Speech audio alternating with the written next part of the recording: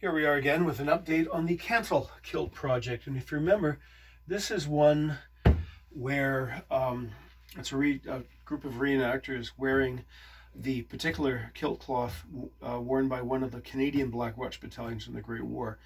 They couldn't get Black Watch cloth from Scotland, so they went with regimental tweed. It's been taking a very long time for various reasons, the lockdown and everything else, but pretty much for much of this process, we've had to stop and basically invent new processes. And one thing we found, I've mentioned elsewhere about the importance of checking your chalk, because we have wax-based chalk and we have clay-based chalk. Anytime you're using this stuff, if you're not familiar with the cloth, find a spot out of the way that isn't going to be on the finished kilt, visible on the kilt, and mark it with the chalk, because wax chalk is supposed to vanish under the heat of an iron. But we discovered, because again we're playing it safe, that the iron doesn't touch this stuff on this, so it wouldn't remove the wax chalk. So we're using clay chalk. Clay chalk you don't want to iron, because that'll make it rather hard. It sort of becomes a bit of a wet paste, and then it bonds to the fibers and it's difficult to get out. You just hit clay chalk a few times and look at that, it's gone. You just beat it out of the cloth. So the challenge we've got here, remember we had to hand sew a hem on 8 yards of cloth very, very carefully, because you can't run this through a sewing machine. And we've also noticed, again, you saw that clay mark, it doesn't last any time at all. So I've made, because this is going to be it's going to be inspired by, it's not going to be a absolutely faithful copy, because it's going to be inspired by the original kilts of the Great War.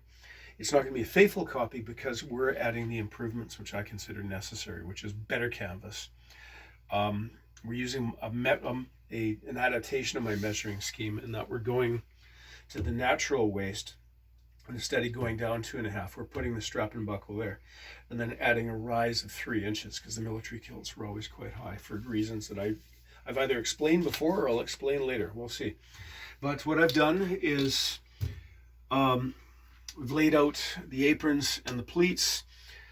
Now this person has the same measurement at waist and at hip. That causes it doesn't really cause a problem, but what we've learned is, even if the person's completely tubular, we still have to accommodate for an A-line. So the pleats aren't going to be, the pleats are only going to have a very faint taper, basically the width of a chalk line, just to give it a bit of an A-line.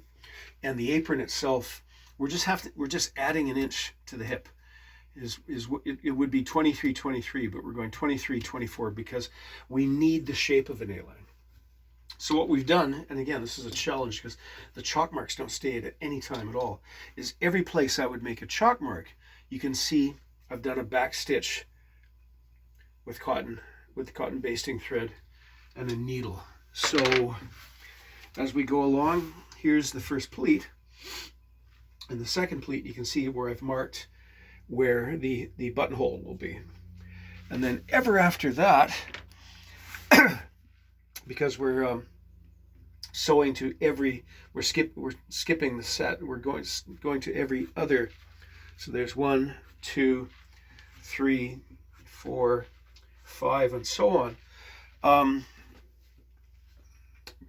The next thing is what we're doing is we're making all of the marks before we remove the top band, because particularly with this cloth, it isn't I won't say proper kilt cloth, but it isn't the kilt cloth we're used to.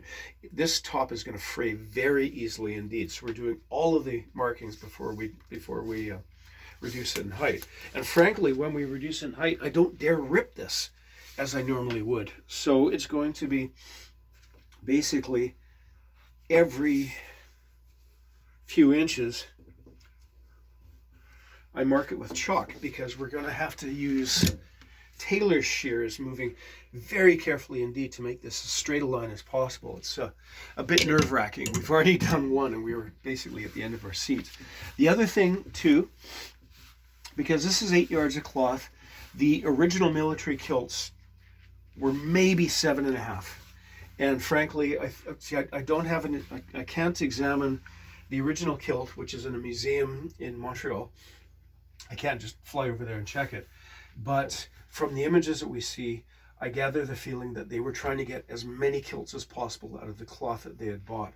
And therefore, the inner apron possibly doesn't have, on the original, possibly doesn't have an apron pleat at all, or at least a very minimal apron pleat. And military kilts of the time have a very, very minimalist tuck on the end. They don't have a fringed edge, but the fold on the edge of the pleat, on the apron I should say, it tends not to be very wide at all. But again, this is where we're straying from historical accuracy.